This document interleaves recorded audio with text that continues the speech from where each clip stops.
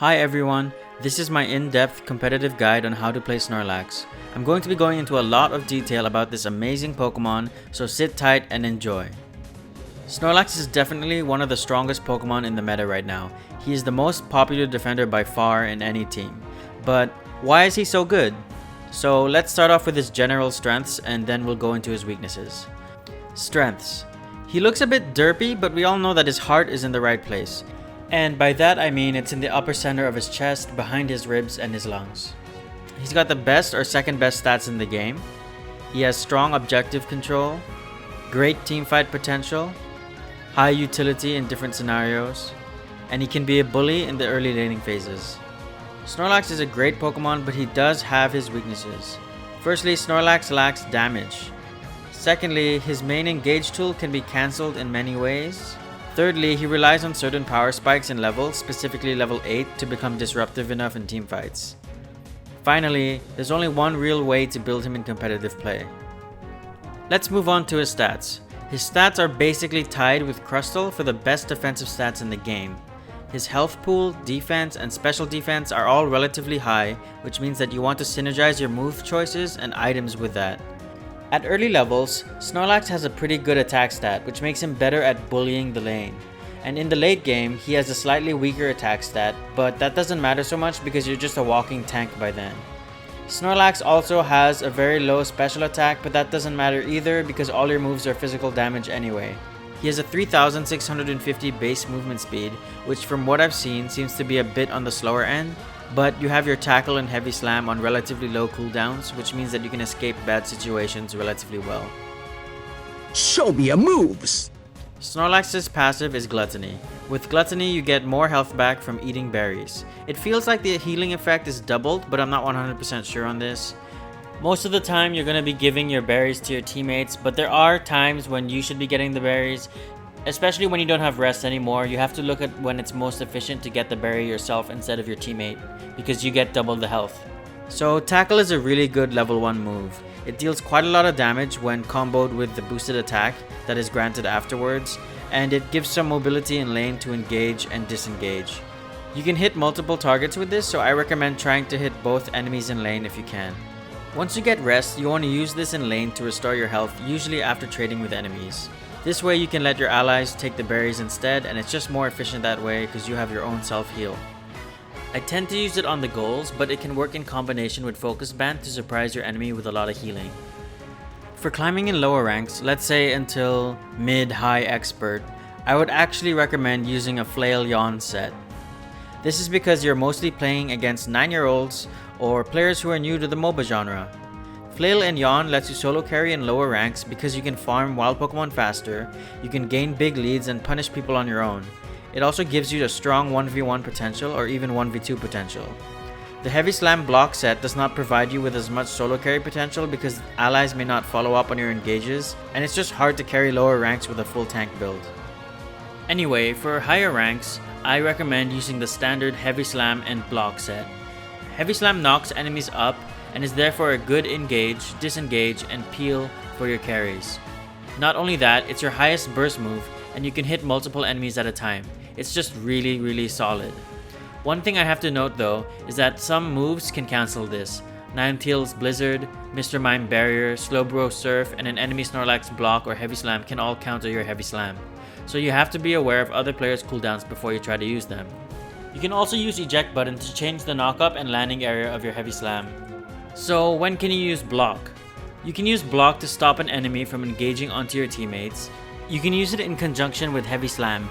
You just walk behind them during the CC and then block them into your team. You can make picks, dives, and control objectives. You can usually get a kill or at worst force an eject button out of an enemy using this. A neat little trick you can do is block your enemies into a wall and they get permastun just like in this clip right here. Oh, and one more thing, you can actually use block to escape from enemies. You just use it to push and stun an enemy, gain a shield, and then you can immediately turn it off and run or Heavy Slam away. Just tap the button again to turn off block. Power Nap is Snorlax's Unite move and it makes you regain a lot of health. It also makes you unstoppable at the same time. The caveat, however, is that you can't move and you kind of get locked out of the team fight for a few seconds, so it's best to use your cooldowns right before you use this move to be more efficient. The only times you want to use this move is when you have low health, if you want to knock up multiple targets, or if you want to give your teammate a buddy barrier. Items. For the Flail Yawn set, I recommend Muscle Band, Focus Band, and Floatstone with X Speed or an Eject button as your battle item. It's definitely not the best build out there, but it kinda works, especially when you're playing versus lower level players. I'm not gonna go into much detail on the Flail Yawn set, so I'm moving on to the competitive build now. So for held items, I use Focus Band, Assault Vest, and Buddy Barrier. Why? Well, I'll tell you why, you silly old goose. Focus Band basically gives you 14% extra health, along with extra stats in terms of defense and special defense. Sure, you might get bursted down when you're low health, and you won't always make full use of the passive, but you can survive ganks and win early trades because of this item alone. At the time of making this video, I believe that Focus Band has a 90-second cooldown, so you can also time your trades and fights around this. So about Assault Vest, you're going to be taking some unnecessary poke damage at times here and there, and this item means that you have 14% more health versus special attackers and those types of poke. Combined with Focus Band, you have basically got a whopping 29% more health, kind of. And not to mention, this also provides health and special defense as base stats, two stats that Snorlax really needs. Finally, Buddy Barrier is broken and there's no reason not to run it, nothing else to say here, just run it, it's so good. For the held item, I believe that the eject button is the only way to go for Snorlax. You can use it together with your tackle, heavy slam, or block to make plays, and I'm just thinking about it, there are too many situations where this is just the best item and there's nothing else that would fill that role right now. Gameplay. So before the game even starts, I recommend you notify your team that you are going bot lane. A lot of guides are saying that Snorlax should go top lane, but there are two main reasons why I think Snorlax should always go bot. The first reason is that wild Pokemon grant more experience in the bot lane, and this helps you reach level 6 consistently before the 7-minute mark when Dreadnought spawns. Therefore, you'll have access to your heavy slam for the team fight. The second reason is a bit similar in that you are a lane bully and you're able to contest the Audinose in the middle and the Audinose on the other side of the lane, giving your team a larger experience lead. Right when the game starts, you want to pick up Tackle. You want to use your Tackle on the first A-Palm and then auto the second one a couple of times. Do not use your Tackle on the second A-Palm. For the third and fourth A-Palm, you want to Tackle and boosted attack both of them, and then hit them a couple times until they die. As a Snorlax, I recommend contesting the middle Audino, because Tackle is unmatched in burst damage. What happens after the middle Audino is highly situational. If you want to contest their next Audino, there's a lot of things that need to be considered before you contest it. 1. Is our jungler going to be in a position where he can counter gank if we get ganked? 2. Do we win the 2v2? Do we win the 2v3 if we get ganked? 3. Do we win the 3v3 if our jungler counter ganks and we play it correctly? And 4. Should we push for both of the Audinos or just one? I'm all for proactive aggressive gameplay that puts the enemies on their back foot, but only if it's done right. The next important time is the Dreadnought spawn at 7 minutes. By this time, you should be level 6 with Heavy Slam unless you got dumpstered on in lane. So how should you play the Dreadnought fight?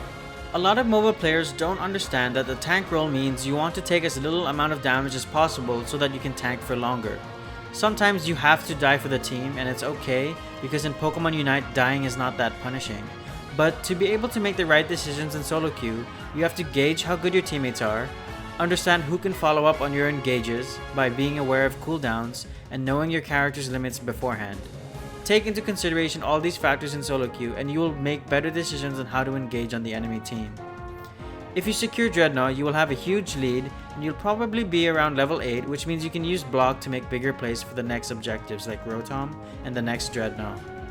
Finally, it's the Zapdos fight. There's not much to explain for Zapdos fights. Obviously, if your team is behind, you want to do the Zapdos, and if your team is ahead, you just want to prevent the enemy team from doing the Zapdos. As a Snorlax, you want to use block and heavy slam to make picks or to wall out enemies from entering the Zapdos area.